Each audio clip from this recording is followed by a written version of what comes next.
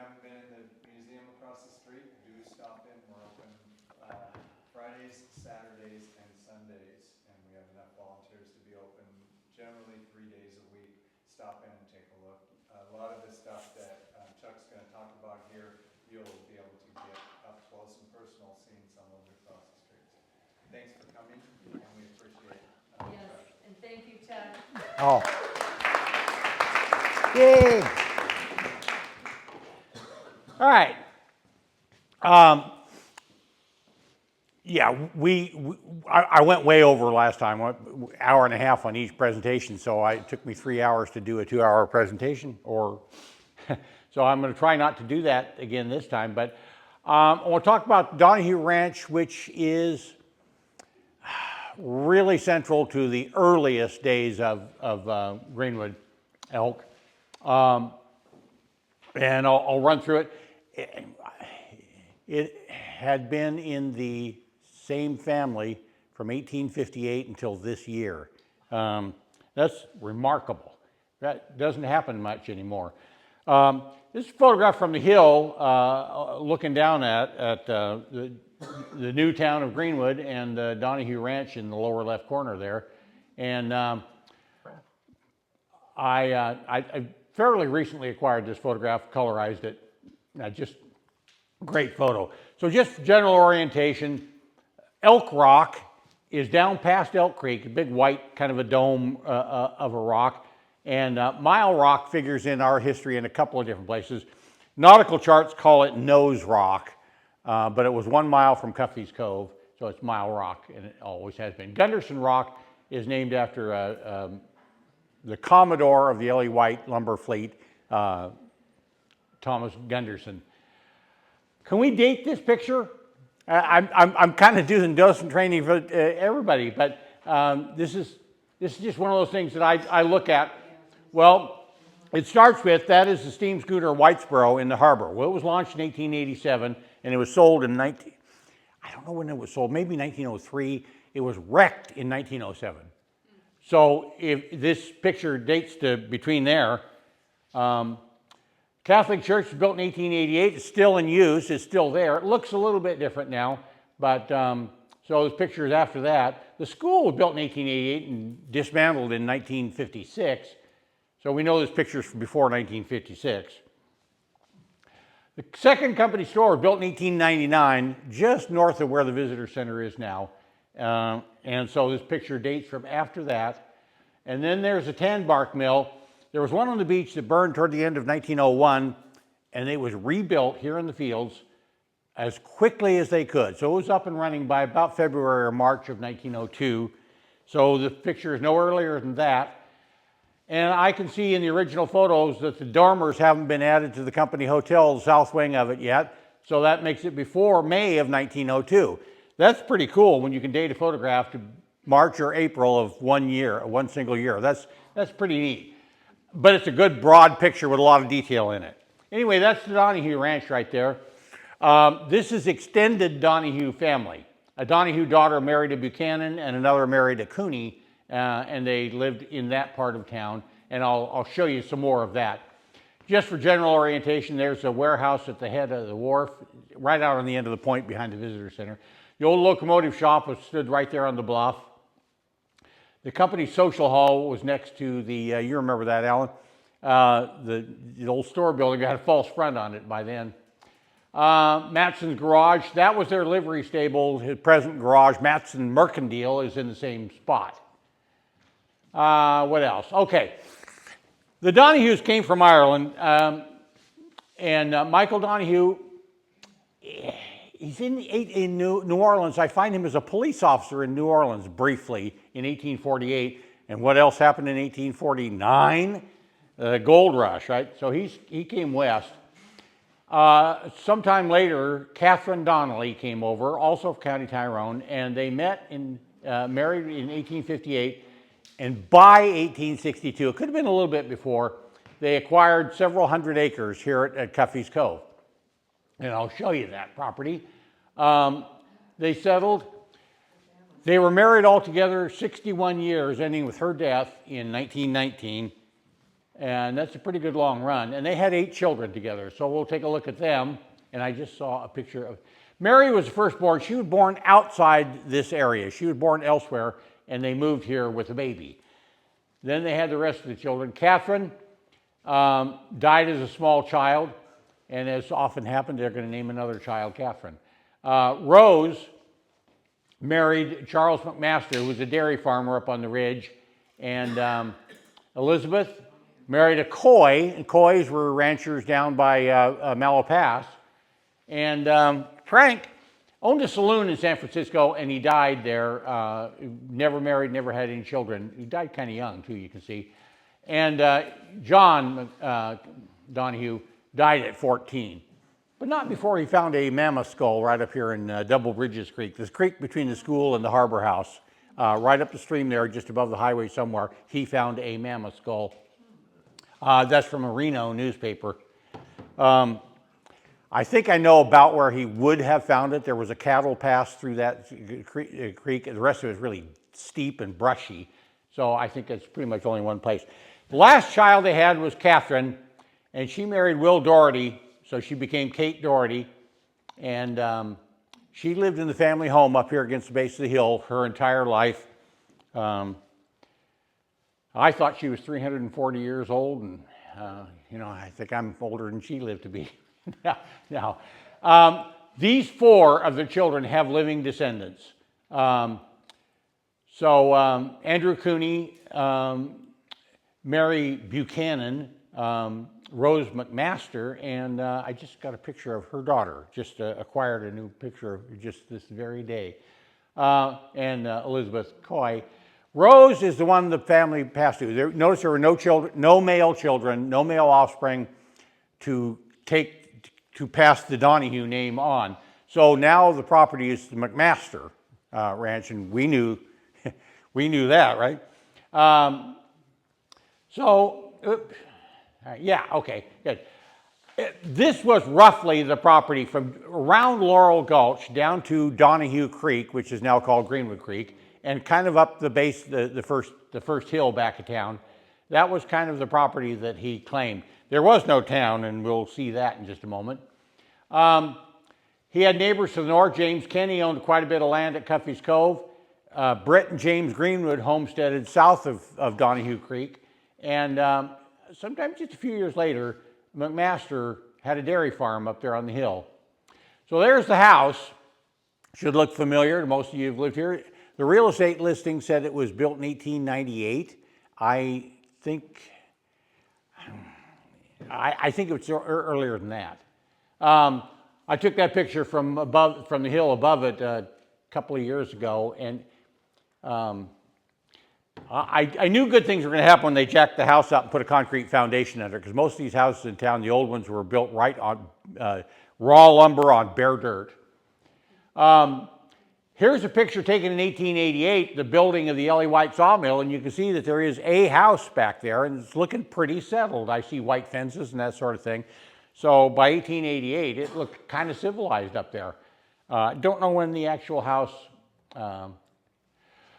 Okay, well, here's a Metzger's map, 1950 to 55 era, and you see Cuffy's Cove, the streets, shown on the map. That was kind of a work of fiction by this point, but there they are. There's the McMaster property. By this time, Charlie and Pete Nanella owned the land to the north of there.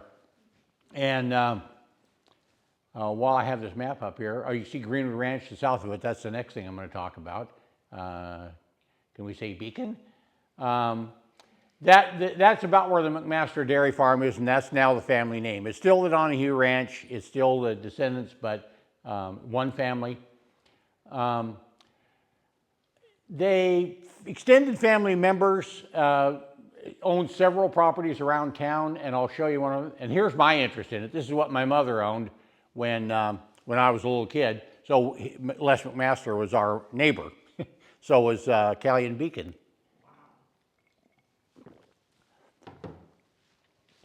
So let's just have a look at some pictures from the Donahue family and the ranch and stuff. I like this picture. My Aunt Ruth gave me a print of this one shortly after the hotel burned. This is somewhere between 1907 and 1913, and they're gathering ferns up Elk Creek. That looks to me like in the vicinity of Rafters Dam or Camp 1 on Elk Creek. They're gathering ferns. Well, I think that's Mary Donahue on the left and Geneva Lamb on the right. And Geneva Lamb got married August Klink in 1907, 1908. I think they're decorating for her wedding. I think that's the reason they're gathering ferns. That's just my ridiculous guess, but I think it's a good explanation. So Rose Donahue, Isaac West's daughter Alvine married Rose Donahue's son, Les McMaster, and so the name remains McMaster. Isaac West has a house over here on Boonville Avenue, and I just got a picture of, so the picture that you, you showed me today a little while ago, that was his daughter in the picture. Here's the youngest and the oldest of the sisters, Kate Doherty and Alice Cooney, and they were, the eldest and the youngest children of Michael Donahue. I think Catherine was the last to pass away. I think it was 1955. There's Les McMaster, who now owns the ranch as of this point. There's Les McMaster and Mel Matson when they sold Shell gasoline at the garage. I love that picture. Les was a really nice guy, very good to us kids. Despite the fact that I thought he was going to kill me once, but yeah, Mel Matson. So here's the town plat of Greenwood, and Michael Donahue owned all of that land up to a certain point, and it wasn't a town. It was just it wasn't just blank pasture land either. There was a railroad right away came down from Cuffy's Cove to the Helmke Sawmill up Greenwood Creek, right across his land. They routed it out toward the bluff because he didn't want cattle crossing it or anything like cross railroad. Trains and cows don't mix. And along comes Ellie White. Ellie White bought that railroad and the Helmke Sawmill by 1884, and he may have bought it from Charlie Crocker, one of the big four, the railroading big four, and Crocker Bank, and so forth. Don't think he intended to run it, but anyway, there's the plat again, and there's the railroad, and he bought land on the west side. That was the first parcel he bought.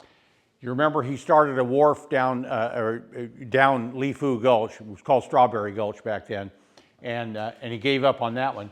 So the next wharf went off the end of the point out there. And you can still see your maze. Second parcel he bought was for the south end of town. He's looking at commercial lots down there, but also the lumber yard, lumber drying yard.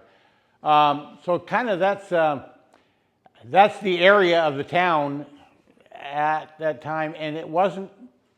Not every transaction is listed on this particular slide or this particular plat, but there's a lot of things going on here, and the Donahue family will figure in some of them. This is my favorite thing. That line right there that divides the state park property, that line runs from a wooden stake buried under the highway, rotted out 100 years ago, straight line to the nose on Mile Rock. Well, the nose washed off Mile Rock in about 1960. So good luck finding that line, State Park.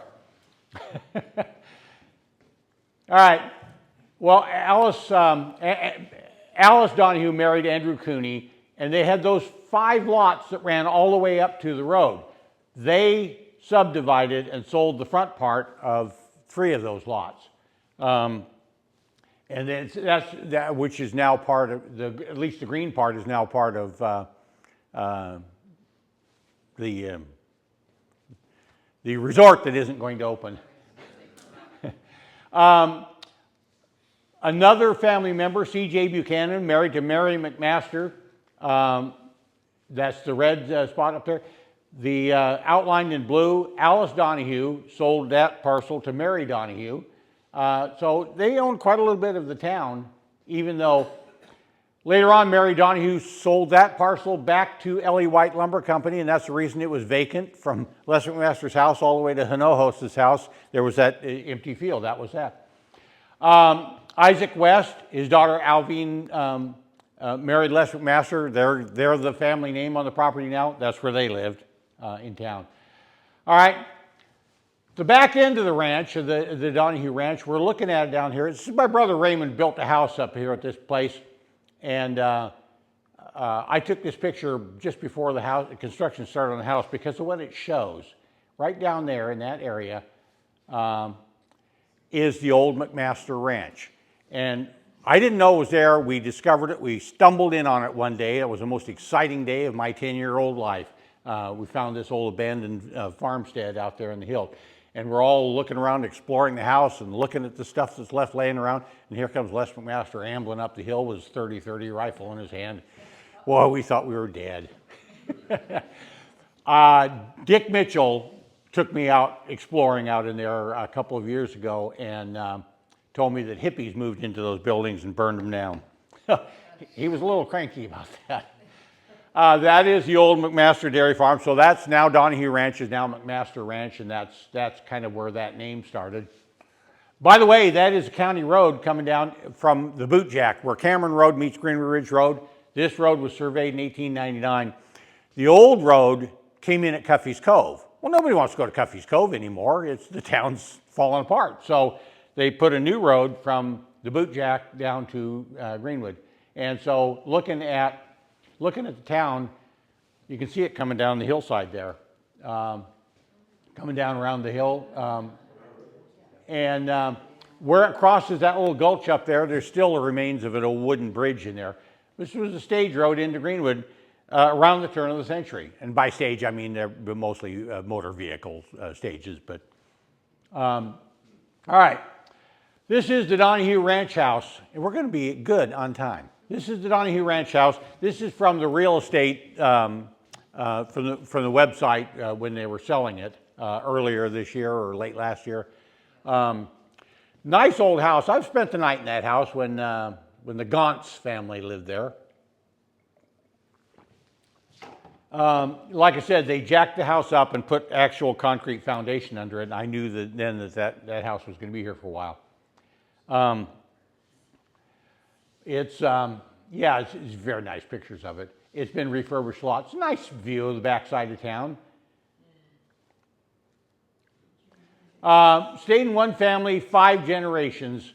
So it was Donahue to McMaster to Sharon McMaster married Dick Mitchell, and that became Mitchell. And Craig finally sold it just earlier this year.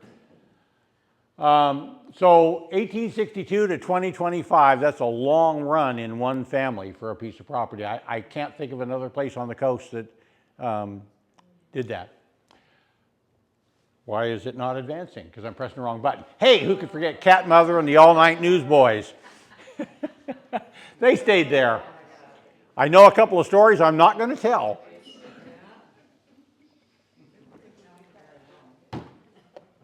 All right. The next one, if you want to grab a quick refreshment or something, I'll launch the next program. The next one is going to be the story of the Greenwood Ranch, which you know is Mr. Beacon's property. And it's a little bit longer story. As R.D. Beacon figures in it, it's got to be a longer story. His stories are known to. I got to be nice. I'm staying up there tonight. I know, we're recording, remember? Huh? We're recording. Oh, yeah. Oh, God, there's that, too. I have nothing but good things to say. Bobby's one of my oldest friends in this world. And we lie about each other all the time. All right. So that's kind of like the front part of the Greenwood Ranch. And it wasn't always known as that, but it is, and I think maybe for the foreseeable future, it's going to be known as the Greenwood Ranch, even though it's different. I find 6 distinct chapters in the life of the Greenwood Ranch. Chapter 6 is going on right now, and I got to press the right button or this thing won't advance. What the hell's... Okay, where exactly was the Greenwood Ranch under that name? Because remember, all this property was owned by a number of different people over the years. As the Greenwood Ranch, you see Boonville, you see Manchester, you see Elk. At its greatest extent, this is from a 1965 timber cruise. That's where it was. It went from Elk all the way back across Mountain View Road, just out past Piper's a little ways. Going up the hill past Piper's to the Crispin Ridge, there was a little point off the Alder Creek side of the road up there, and there was a cabin there. That was on Beacon's land. I still have a belt buckle, a brass belt buckle, Sam Brown belt buckle that I found under the floor of that cabin. Still on a belt. The belt is shrunk because it won't fit around my waist anymore, but anyway, that was Green Ranch. It was about 30,000 acres in this configuration. Made it the biggest ranch in Mendocino County. Eden Valley up south of Covelo was second biggest at about 24,000. And then the Richardson, what was it? Became Sea Ranch, but that's Sonoma County. So this was the biggest ranch in, yeah, almost to Boonville. All right, every acre of land in that ranch at one time or another belonged to several different people, and I'm going to give you a partial list here. Britt and James Greenwood homesteaded their properties in the 1850s. Clift, 1858. A lot of these people are long gone. Some of them survive as place names, right? There's Clift Ridge, there's Bishop, Antrim, those are place names, Boney, even Brady, the Brady Field up on Cliff Ridge, we know that place. Crispin, Dempster, only as the Dempster cabin, he had a nice little bungalow up there.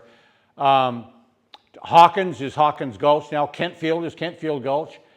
Ornbaum Rickard, no, Schleberg, I mentioned that earlier. Schleberg, the road up the ridge on the south side of Elk Creek was Schleberg Road. And that was Schleberg Ridge. I think it's proper to call it Galletti Ridge now. I think that's kind of... Stevenson family came and went, another Antrim, William Antrim and D.H. Antrim. May Marshall, I find mentioned in the records, and I cannot find a single thing about her. And Warren Dutton, and we will talk about some of these people in more. And of course, the L.E. White Lumber Company and the Goodyear Lumber Company owned all of this. We're talking about this. We had a map, rolled up cloth map with all the holdings of the L.E. White Lumber Company, and included all of this, and about 83,000 acres on that map. And we can't find it. We think we know where it might be. We're looking for that map, but it's going to take me a year to scan that darn thing when we do. All right, so chapter 1, how did it become the Greenwood Ranch? It was the L.E. White Lumber Company. It was Goodyear Lumber Company. L.E. White Lumber Company is the first owner of record. I don't know how L.E. White acquired the land. I'm sure he didn't pay anybody for the land. It was not actually legally open for homesteading when L.E. White showed up here. But somehow he got it. I think L.E. White got what he wanted probably most of the time. So no later than the 1880s, he's gobbling up land out there. Give you just a touch of backstory on that. Osro Clift was homesteading on Cliff Ridge. He bought a herd of cattle. L.E. White drove them up to Cliff Ridge, and he saw, looking from the ridge, he was looking at mostly Elk Creek. He's looking at 60,000 acres that has never been touched, and it's not claimed. L.E. White was a very prosperous, very successful man. He set out to acquire it. So he did, and that was the subject of a separate presentation. But yeah, we figure over 85,000 acres, not contiguous, but from Christine and Wendling there on the Highway 128, Navarro, all the way down to Hardscratch Creek, down to South Point Arena. They had holdings in much of that area. About 5,000 of those acres on mostly this end of Cliff Ridge was grassland. Trees have never grown up there. The inland pomo used to use that as a pathway to the ocean. it's always been easy walking the top of that ridge. And there's good fresh water right at the top of the ridge. There's a couple of springs that just gush fresh water up there. So, of course, that was a natural pass. Well, they weren't much interested in that. They wanted the timber, but they got a crew to feed, too. So the company's going to feed its crew. Several cookhouses. They had the big one down here at the mill. They had one in every camp. They had a cookhouse. Woods crews numbered in the hundreds. They had to feed them, and they had to feed them a lot. They worked hard. So just good sense, if they could produce the food locally, they would do that rather than haul it in by ship. I ran across this. They slaughtered 3 beeves a day to feed their crew. That was a company statistic. That's a lot of beef. Yeah. So, all right. So I forgot where I'm going with this one, so I'll have to advance it. Yeah. Originally, it was just called the Company Ranch. It wasn't the Greenwood Ranch. It was just the Company Ranch. And if you count a ranch to be a ranch house, barns, sheds, corrals, loading pens, sheep dips, there were at least 3 distinct complete ranches. Clift and Boney was the oldest because that was the original Greenwood ranch. This was a very old house up there, but it wasn't Britt Greenwood's house. This was Boney's house. And I lived there. I lived in the cabin out behind there, finished up high school there. So about 1853, this part was settled as a ranch. The second one was 1858. That was Clift. And that picture was taken in about 63, 64. It doesn't look like that today. And so that was the second oldest ranch. And the third was, I don't know who first ranched this point, but this is down in Elk Creek. The highway runs down that hill in the background there. The oldest reference I can find is Herrick Ranch. Later, Shibley Ranch, and Walt Mattson talks about Lem Shibley in his book. And the Ornbaums moved there later, and they called it Blue Gates. And that's kind of how I know it. And if you want, it's for sale, folks. Bobby wants $13 million for it. He's not going to get that, and Christopherson family is not going to get $17 million for their property either. But it is for sale. L.E. White Lumber Company seemed to operate all 3 of them as a single entity. And they probably just had employees running the stock, slaughtering the beef, harvesting hay, all that kind of stuff. And some of the company managers were interested in the ranching and some were not. Some of them just treated it as a distraction, just a little cost of doing business. They had to feed the crew.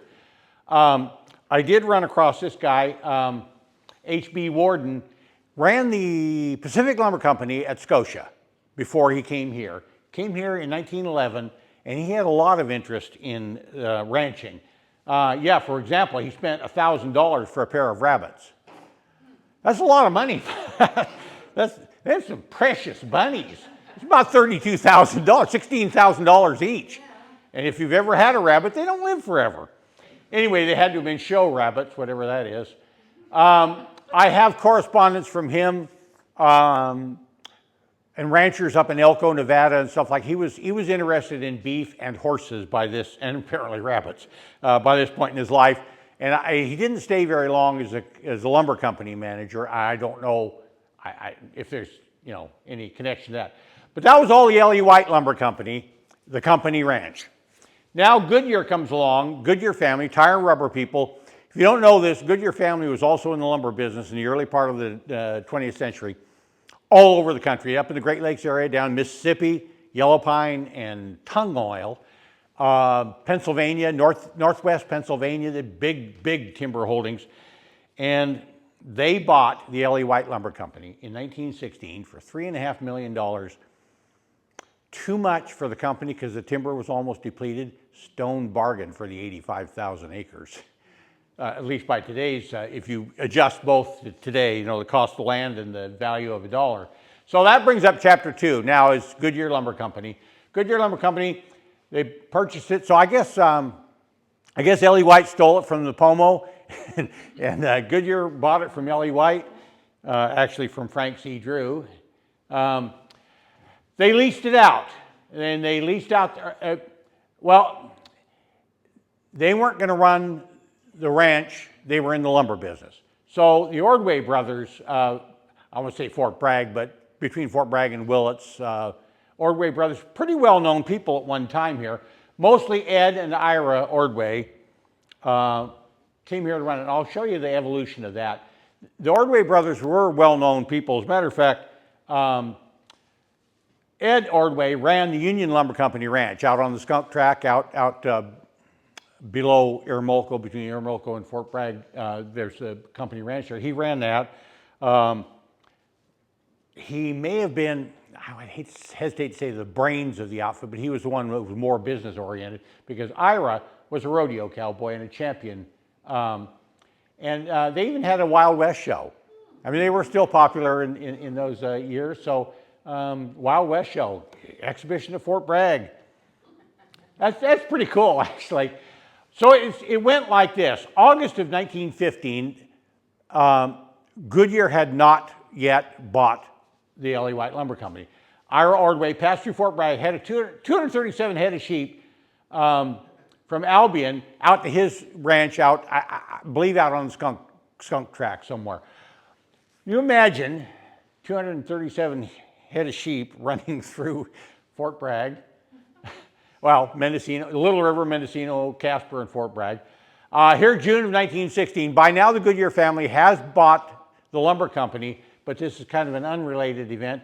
560 head of cattle from the Goodyear Lumber Company. Oh, so what happens here? Goodyear Lumber Company immediately sold 560 head of cattle off the ranch. They're going to close down the cookhouse, guys. They sold 560 head of cattle. How would you like to be driving from Fort Bragg to Greenwood that day and 500 head of cattle? You just pull off and wait till they're passed. Goodyear Lumber Company, yeah, they sold their cattle. 500 head more will be brought up from Goodyear. So 1,000 head of cattle removed from this ranch in the first year, less than a year, first few months that Goodyear was here. New game in town, folks. Oh, so Frank Ordway, that's the only mention I ever find of a Frank Ordway, but he must be another brother. Joe Walsh, I will run across many times, but, and I got one more mention here. You're going to get a kick out of this one. Joe Walsh, yeah, local rancher, he'll appear again. Winfield Daniels, we're not going to hear from Winfield Daniels again, but Winfield Daniels did marry Miss America. So, hey, I salute. Yeah, Goodyear Lumber Company, yeah, so I just had to mention that. I just saw a picture, yeah, yeah. Ordway brothers leased, so they bought all the cattle. And then apparently the company's not done with them yet. Well, wait a minute. You guys want to run the ranch. The ranch is separate from the lumber company. So that apparently is what happened. They came back in. Now they leased 15,000 acres of the 85,000 acres that the lumber company owned. I assume that was mostly the forward end of the ranch, the grasslands. That would be livestock country. You can't graze cattle on redwood. So 15,000 acres, that was pretty good. Prior, two of the best stockmen in the county, expect to put 1,000 head of cattle on the range immediately. Well, they just pulled 1,000 head of cattle off the range. So, yeah, it was a little turmoil, I think, in this town in 1916. Now they start buying cattle everywhere. They're going to try to put them on the ranch. So there's numerous newspaper accounts of them buying up the cattle. Here's 30 head of cattle, and that makes a newspaper. September 1917, that's significant because February of 1918, 3,000 head, they're going to run 3,000 head of cattle on this ranch. And the other significant event in 1918, a little bit later in the year, in the fall of that year, the lumber company shut down the cookhouse, tore it down. They stopped feeding their crew. The town had grown up. It was an actual town now. Most of their workers were married. They take their lunch with them. They didn't have to feed everybody like they did in the Wild West days when they were building the mill. So the company didn't want to be in the cookhouse business. Still had to have the cookhouses in the camps, of course. And then January of 1919, Ed Ordway, the businessman of the two, dies in Petaluma. And looks like an interesting story because there's other stuff tied to that. I'm going to go back one day when I have time and read more about that. There is one legacy that you and I probably both saw at this ranch that is a legacy of the Ordway brothers' time there, and that is the Flange Diamond brand. We used to find it at the blacksmith shop. There were several of them in there. They made them all in the blacksmith shop. I don't think Bobby knows where that came from, but it was the Ordway brothers' brand. All right, chapter 3. The Ordway brothers, Ed Ordway is dead. The Ordway brothers are not going to run the ranch anymore. So the company has to take it back over. So I find this newspaper clipping, 1924, Fort Bragg Advocate, Joe Bishop is going to run the ranch. Joe Bishop is a well-known local rancher. There's several Bishop place names back there. So he's going to run the ranch on Cliff Ridge. But by December of that same year, Bishop is out. Joe Walsh is now running the ranch. I don't know what the deal was. It couldn't have been great doing business with this giant corporation like the Goodyears, but I think the ranch itself was just a distraction for the lumber company. They did have to feed the people in the camps, but they didn't want to be in the business of running a ranch. They were doing too much other stuff. And if you knew anything about Lamont Rollins, who ran the Goodyear Lumber Company, he was a very busy man, and he lived in Picayune, Mississippi, and was running this mill. So, 1925 now. This is into a new year. Lumber business is booming. And here's a little newspaper mentioned that Warren Dutton of Los Altos is moving his family to Greenwood, Cliff Ridge Ranch, which he had just purchased. So he bought the ranch. Now we get into this chapter, which is Greenwood Ranch. This is Warren Dutton. You will hear that name again. The date, August 28, 1925. Yes? Just for giggles, I just want to share that Warren Dutton is my grandfather. Oh, is that right? Okay. I'm going to have to mention that other thing, but yeah. and yeah. So August 28, 1925. Now we go, he's moved. Warren Dutton had to have been pretty prosperous at this point to have bought that, and now he's got 1,000 head of sheep. And what did they do? They met at Fort Bragg. They brought them by train to Fort Bragg and drove them down the coast road to Greenwood. 1,000 head of sheep. Imagine getting caught in that traffic jam. Yeah, and there, the note at the bottom says they're planning on running 5,000 head of sheep on this ranch. That seems to be a pretty good number, because when the end of the last contract came in about 1962, that's about how many head of sheep were running here. So 5,000 head seems to have been a pretty valid number. Smart ranch people. This is also the first mention I can find of Arnie Ornbaum. Arnie Ornbaum was a very well-known rancher, and the Ornbaum family, Anderson Valley, he was Yorkville, Senator. Almost every family in Anderson Valley has somebody married to an Ornbaum. I mean, it's a significant family name there. Arnie's brother, Casper, Cap Ornbaum, is an attorney. Pretty big mover and shaker attorney. He's best known for representing a citizens group that was opposing the construction of the Golden Gate Bridge. So that seems like kind of a lost cause to me, but it's an interesting story anyway.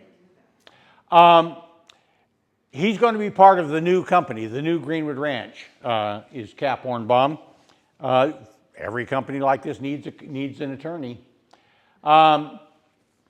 He's also going to head a defense team in another local matter, a criminal matter that'll be part of the story. So it goes like this.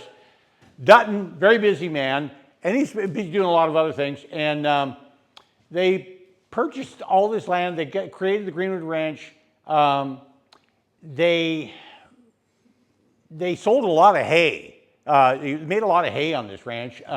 They sold wool and hay. Surplus lambs, I think in some years they probably sold. Lamb, I'm sorry. Nobody eats mutton but the Scots. August 27th, the day before that newspaper mentioned that Warren Dutton had purchased this ranch, the day before that, the Greenwood Ranch Company incorporated. Capital stock, $200,000, 200 shares, $1,000 a share. Greenwood Ranch Corporation. That's about $18,000 a share corrected for inflation. So that's pretty good for a single investment in 1925 of $1,000 was a significant amount of money to put in one bucket. So it was an interesting investment. Huh? You have that certificate? I'm sorry? Oh, yes. I have the book of them. I'll show you more. I don't actually. I gave them back. Oh. All right. Goes like this. We know some of the stockholders in this thing. It was seen as an investment, but there was more to it than that, and I'll show you what I mean. It was also kind of a hunt club, a little bit, to some of the investors. Some of them just put the money there hoping for increase, but Elk Creek has been a closed stream forever. No fishing in Elk Creek. Well, the big camp was out at Three Springs. The game warden simply cannot get there without permission of the landowner. And the side hill salmon are pretty good out there too, the deer. They had hunting camps here and there around the ranch. Cliff House was headquarters. Cliff House was headquarters for genteel whiskey drinking and wholesale beer drinking for a long, long time. It's how I first ended up there. They leased these sections, these square miles, to Louis Dempster. Louis Dempster was a printer in San Francisco and apparently a prosperous man. He leased this land, and so it's that section. It's 12 square miles, 7,860 acres of the 15,000 that they had acquired is leased now to Louis Dempster. For orientation, the Clift House, the old Osro Clift homestead, was right there on top of the ridge. Louis Dempster built his bungalow. It was a beautiful little split redwood cabin. It was just so cool. I have a picture of it coming up. That was the Three Springs area where the main hunting camp was. Well, you notice the road from the Dempster cabin to Three Springs goes off that leased property. Don't worry, that wasn't a problem. They owned all that land. This was just the parts they leased to Louis Dempster. The ranch was actually bigger. So this was really a fun operation, I think. Some of these people came up with or without their wives. They came up, they stayed at the Cliff House, they hunted, they fished, they drank, they face planted in the yard. It's just, yeah, it was a pretty good time, I think, for a lot of people. Oh, by the way, they ranched. So that brings us to chapter 4. This is, now it's going to get kind of interesting. Callion Beacon. I got to tell you a little story about Callion Beacon, and it goes like this. He acquired a controlling interest. It was a hostile takeover beyond a shadow of doubt in about 1935. By 1935, he owned the entire ranch. So it kind of goes like this. Who the heck is Callion Beacon? Callion Adolphus Westfield Beacon, Bobby's father, born in Utah, Norwegian immigrants. That's how the name was originally spelled. He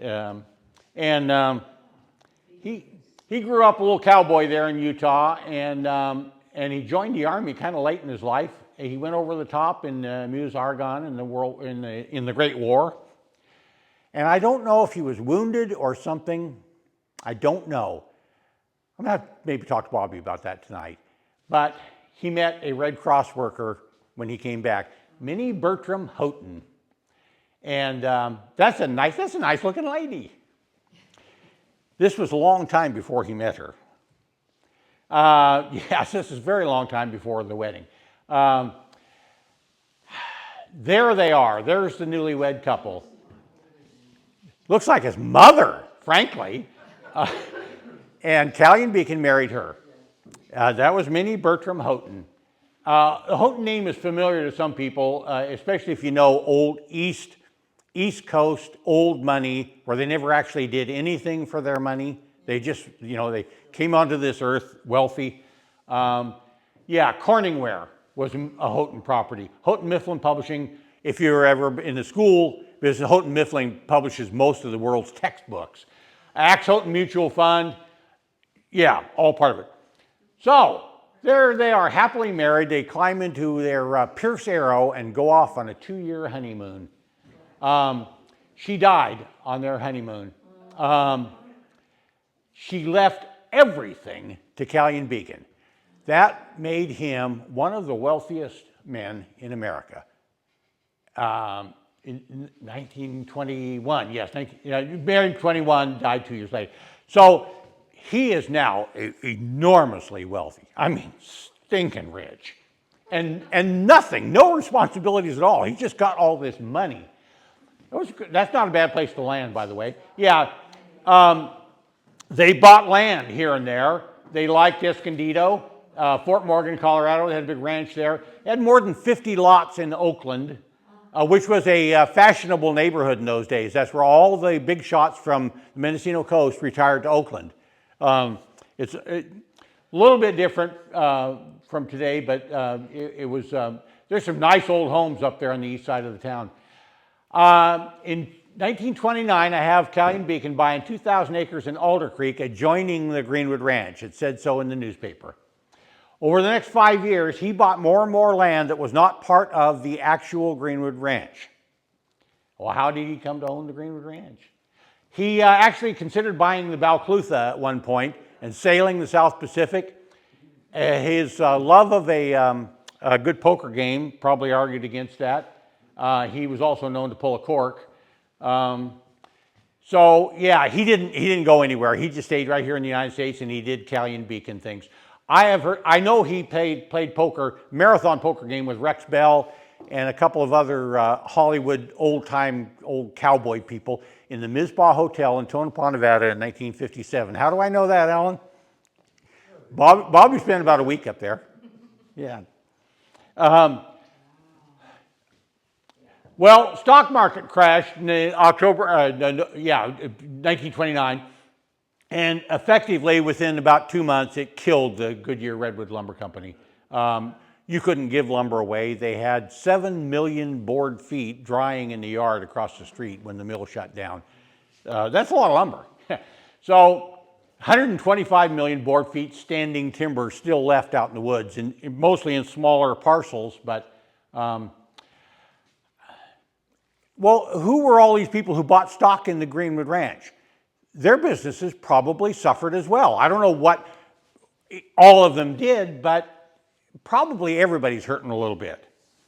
Now we're into the Depression. May 12th, one of the owners, Warren Dutton, shot and killed a cab driver in San Francisco. And Cap Ornbaum pled him not guilty by reason of insanity and kept him from going to prison. So there's more to that story. I'm not just gossiping here. I have been told by some old-timers who were around at the time that it was Callion Beacon's predatory takeover of the land here that drove him over the edge. I think that's probably pretty close to the truth. So here's the stub end in the stock certificate book, and what I have here is a transaction here. Callion Beacon purchased 10 shares November 5th, 1930. Former owner was Warren Dutton. So Warren Dutton was incarcerated by this point. I think it was probably Cap Ornbaum who power of attorney, probably had to liquidate some of his holdings just to, for a defense. But anyway, that was the deep, dark secrets in Callion Beacon's local history. I'll come back to that again. So we had a little coup. There were stockholder meetings. This was a corporation with stockholder meetings like any other corporation. And so, yes, if you owned this share, you shared in the sale of hay, the sale of lambs, the sale of wool. But you also shared a per-share assessment for maintenance and upkeep on the ranch. Well, things deteriorate. Well, let's think about this. All the buildings were in place, all the corrals, all the fences, they were all in place. There's 7 million board feet of lumber sitting right here in this yard.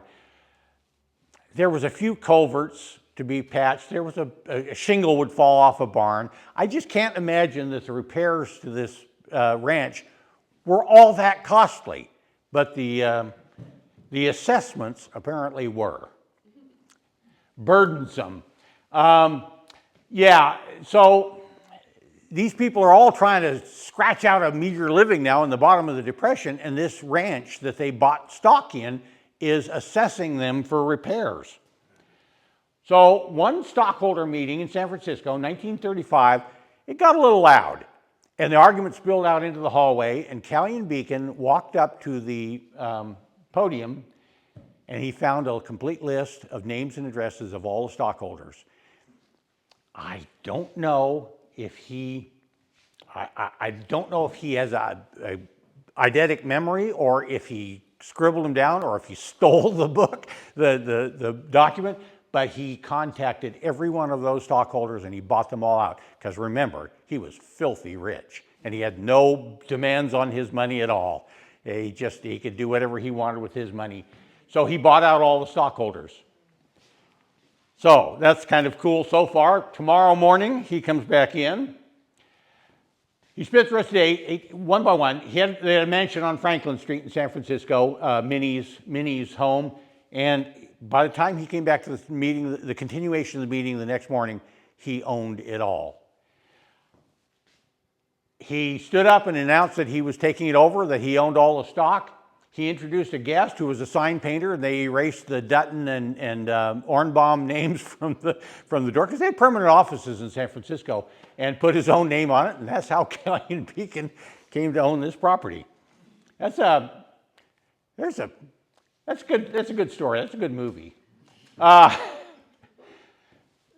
Beacon, then Minnie Houghton, of course, is dead. His first wife is dead. He married two more ladies. He had 3 daughters with the first wife, and they all grew up and moved away, and he took it as a personal affront. Callion Beacon did not want his daughters to move away. And of course, the marriages broke up. So he had one son by his third wife. And anybody guess who that is? Bobby. Our man, yeah, Bobby, RD. So that's kind of the stage is set. Callion was just too busy having a good time to run a ranch. So in short order, he leased it right back to Rickard and Ornbaum, and that lease was in place for close to 30 years. They ran sheep on this ranch big time. Yeah, so now they're still back doing the same thing, except now they're leasing it and they're not splitting the profits with anybody. The Greenwood Ranch Corporation is long gone by this point because it went, Callion Beacon bought it. Several people lived here. Johnny Ornbaum, some of you remember Johnny Ornbaum, a very nice guy, killed in a car wreck down in Sonoma County in '57. He was a deputy sheriff here. Bill Rickard, respected rancher, Rickard family in Anderson Valley as well.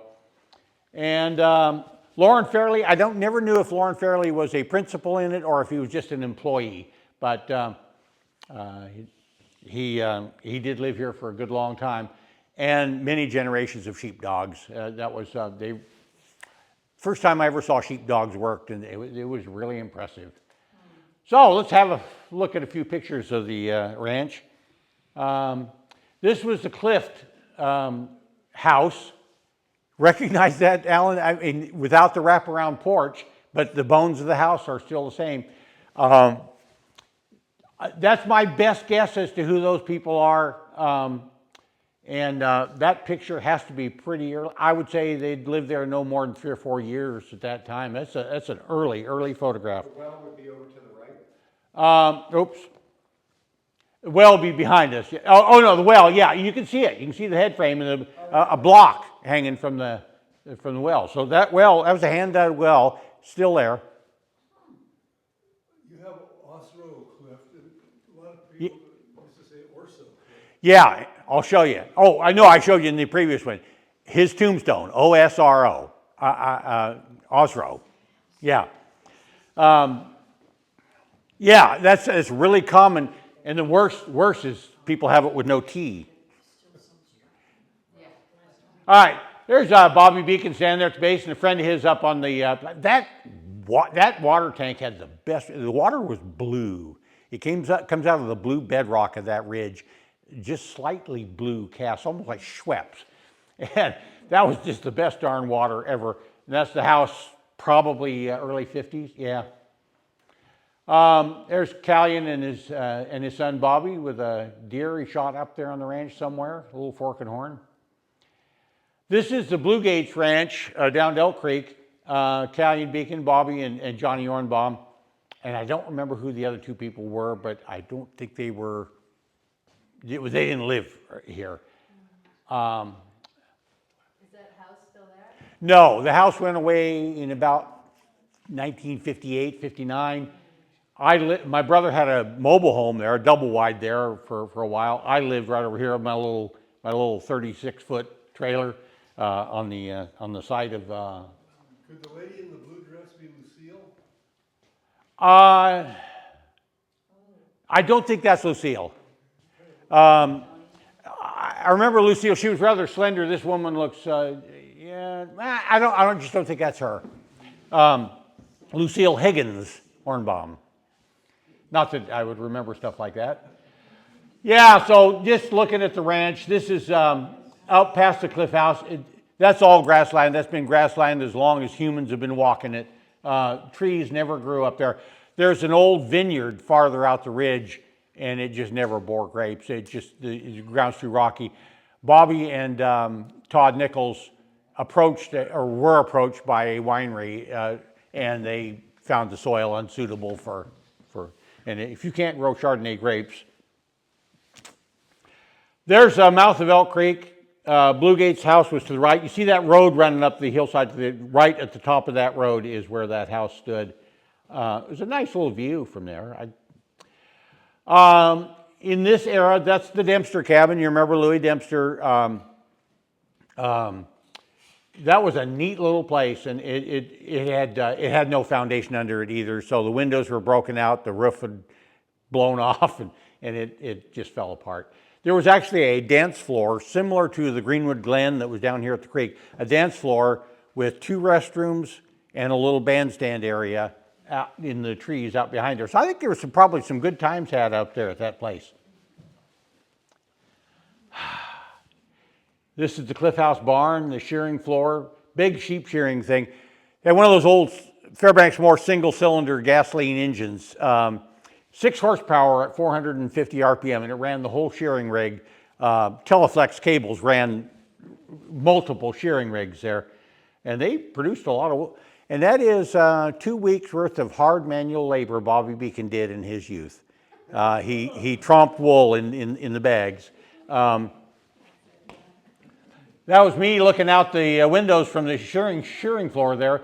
You notice the top end of the wall is blown in a little ways. That was a Columbus Day windstorm of 1962 that did that.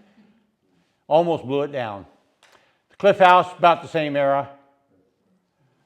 This was the bull barn. So the Greenwood Lumber Company sawmill is just off the left side here. What's his name? Rex lives down there now. In that that was a nice barn, and that was just an auxiliary barn from the Herrick Ranch down there. But I've seen that thing full of baled alfalfa. That was a nice barn. Looking at Elk Creek. Yeah. You can see the highway going up on the far side there. This is from the road down from the Bonnie Ranch. So, a little transition here. Around the end of 61 or thereabouts, the lease ran out. Bill Rickard and Johnny Ornbaum was dead by this time. Bill Rickard kind of didn't want to run sheep anymore, and Callion Beacon didn't particularly want to renew the lease, and so that just kind of ran out.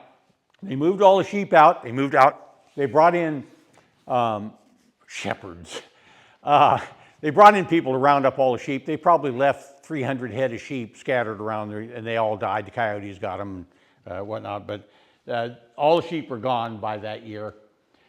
Well, Callion Beacon is now 77 years old, and he got around real good and everything, but he'd been drinking a good, drank most of his calories, so he's getting up in years. I'm older than he lived to be, but anyway, Robert Douglas McDougall Beacon, 21 years old now, and Callion wants to give him a start in life. And he knows Bobby's been a little bit of sheltered life, a little bit of a maybe kind of restricted life. Bobby basically grew up in a Cadillac parked in front of a bar, or in an attorney's office or a banker's office. I tell you what, if anybody has any criticism of Bobby, Bobby Beacon, considering all those things, he is heroically well adjusted. I'll bet you've not heard him called that, but I'll stick to that. Callion wanted, stand in the cast a little shade on. Callion wanted to give his son Bobby a start, and in life, but he was pretty sure he'd be taken advantage of, and in that he was dead right. Callion Beacon did like my older brother Raymond Ross. He thought he was an honest man. He was. And Callion probably thought he was more competent than he was. Well, he was competent enough, he just wasn't broadly experienced. But the two of them formed a partnership, and Callion signed an agreement with them to log the ranch. Hey, by the way, just aside, 2 times previously, Callion Beacon had a contract drawn up to sign with somebody to log the ranch, and they would have made a fortune. The first was my father.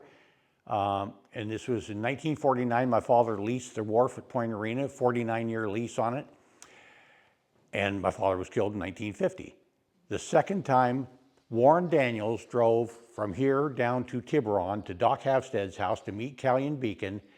Callion Beacon had the contract in his briefcase, and he was going to sign it over to Warren Daniels to log the ranch, and Warren Daniels died of a heart attack. So, phase 3, my brother Raymond gets to be the other guy on the contract.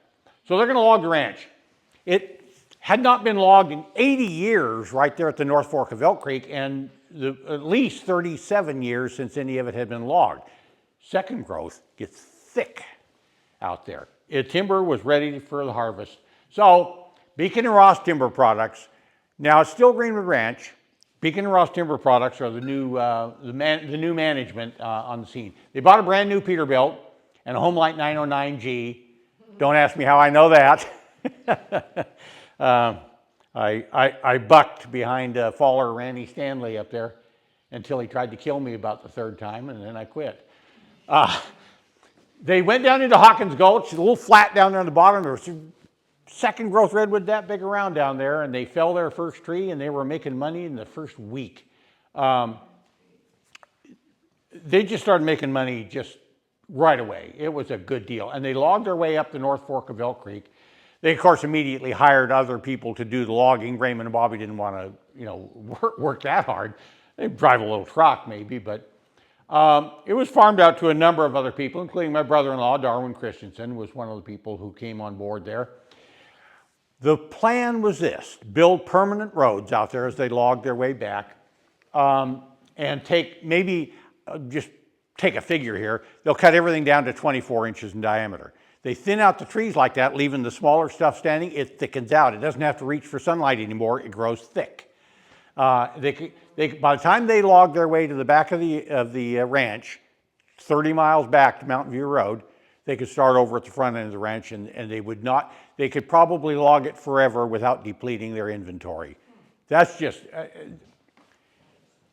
huge money-making opportunity. What could go wrong? So let's have a little look at that operation. So there's the Peterbilt they bought. I got to ride with Raymond. He bought that thing in Eureka, and I got to ride down Old 101 down the Redwood Highway. Boy, that road's narrow from the cab of a Peterbilt. Those trees are right there. Beautiful truck. And oh yeah, that's me. And their world headquarters. That's the world headquarters of Beacon and Ross. The corner porch of the Boney Ranch House. And yeah, Darwin Christensen came in as one of the loggers. That's up on Elk Creek somewhere. Percy Daniels driving one of Darwin's trucks. You don't do that anymore. That was a landing right in Elk Creek. Yeah, terrible mud. The big moneymaker, the next big moneymaker was that ridge top between the North Fork and Elk Creek proper was covered with tall, straight Douglas fir, worth way more as piling than it was as saw timber. So they put a stinger, they put the reach, the pintle hook of that truck way out beyond the frame, and a long reach on that trailer. It was 45 feet between the bunks. and they were hauling 100-foot piling to a creosoting plant in Hopland and another one in Stockton. And that was just a cash cow. Bob Sanders and Harold Trimble come along and say, let us build a sawmill, and we'll run it for so many years, and we'll buy the logs, buy the timber from you, and when we're done, the mill is yours. What could go wrong? Then there was the Doherty claim. You remember from the Donahue ranch, Kate Doherty, her husband gave her 160 acres up here. It was never logged. They logged it in '63, and one log loads like that were just all day long out of there. I'm no environmentalist, but it actually kind of felt bad seeing those one after another, those giant redwoods coming out of there. Bojock was about the only mill in the county that could take them by then. That particular one went to La Jolla and became front steps for their accountant. Those redwood rounds are still on Mount Soledad in La Jolla. Well, Callion Beacon died in 1968. I miss him. He was a good guy. By the way, that picture is off his tombstone. I don't know how they kept that picture from fading, but that's remarkable. At the time of his death, his three daughters would no longer speak to him. I think I'm the only guy in town who ever met one of them. I met one of the three daughters when she came to the school to try to get the Mendocino County School Board to make Bobby attend school, because Bobby was back and forth between here and Escondido, sitting in the right seat of the Cadillac, and he wasn't getting his education. They all married, and did well, and they all had their families. One of them's married name was Dole. She lived in Hawaii. Yeah, that Dole. So not on the Dole, but Callion Beacon modified his will, changed his will a couple of times in his last couple of years, and at the time of his death, Bobby was the sole heir. There's a story behind that I'm not going to tell. But Bobby Beacon got the whole shebang. Callion Beacon, at the same time Callion died, Greenwood Lumber Company, Beacon and Ross Timber Products, and a couple of other corporations all were in great discord. The companies were frankly falling apart, personal things. The inheritance tax was going to take the ranch away from Bobby. There's no doubt about that. It was mostly logged out by '68 when he died. He was going to lose the ranch. So that brings us to Chapter 5.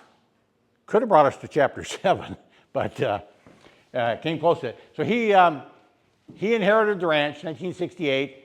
It had been logged off.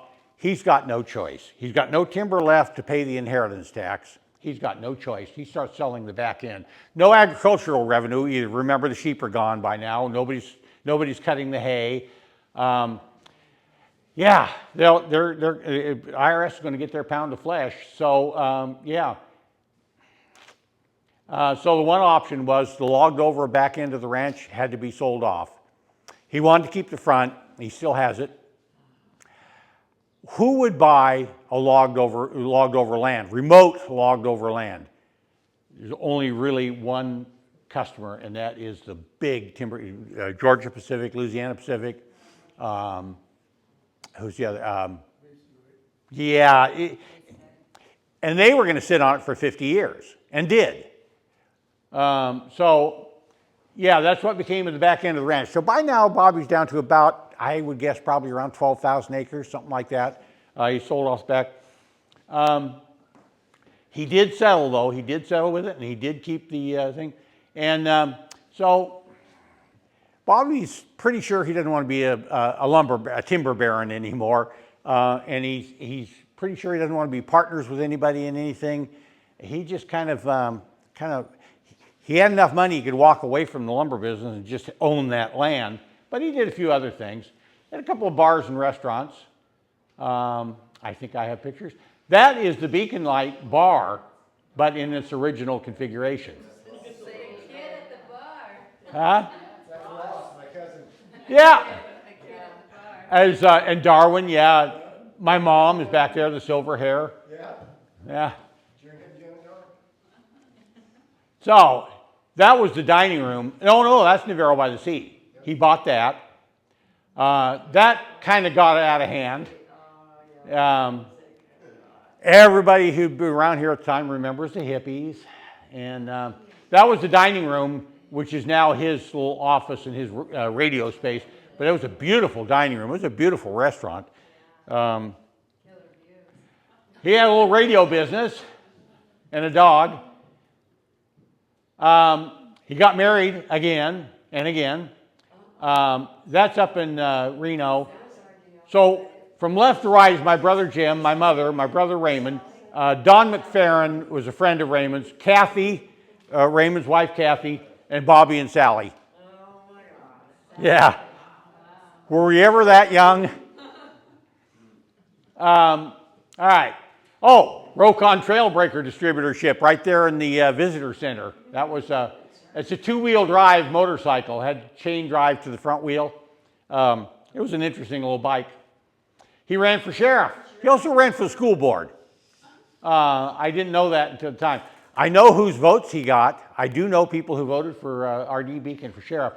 And yeah, well, times are rough when a millionaire's got to wash his own Rolls Royce, and that's.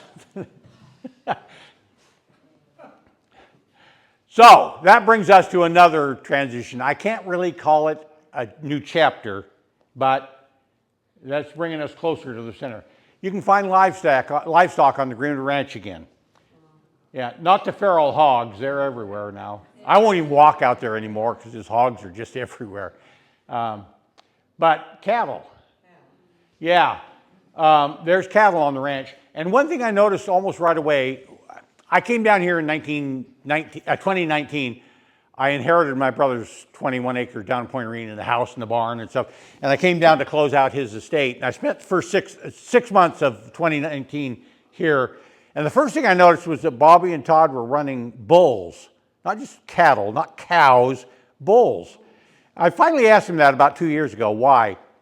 Turns out the companies like Columbus and Gallo that make salami want bull meat. It's very pungent. It's very flavorful. And so that was a pretty heads-up move on their part, it turns out. But anyway, there's cattle on there, bulls mostly. And so a few years ago, Todd Nichols kind of became a part of the deal here on the Greenwood Ranch. He did make big infusions of cash to Bobby and a lot of work and some expertise, some business acumen that Bobby didn't have in that area. And I think the ranch is maybe kind of on a paying basis again by now. Cattle, of course, have been... So over the years, Todd has bought acreage from Bobby. There's I guess about 80 acres athwart the Cliff Ridge Road. You can't get to the Cliff House without driving across Todd's property. He has some land down next to the highway. And Beacon and Nichols, yeah, they have a number of different enterprises together, and I think that's the next chapter. I think that's chapter 6, and that's going to be Todd Nichols and his family. And it looks like the ranch may remain mostly intact, but that's between Bobby and Todd, and whatever they work out. Bobby has no children, no heir apparent, so that's going to be. He has cousins. His sisters had children, and you may have never met them, but you're going to when he dies. Yeah. They'll show up. Everybody, of course, still thinks that he's as rich as Callion was, but yeah. I'm just happy to have the ranch still there, and I still have access to it. I just think it's just the coolest place ever. I'll stay up there tonight in his parking lot, and that's what I got. Guys, that's all I have, but thank you. What time is it? Thank you, Chuck, and I am recording it, so it will be on YouTube and whatnot. Oh, yeah.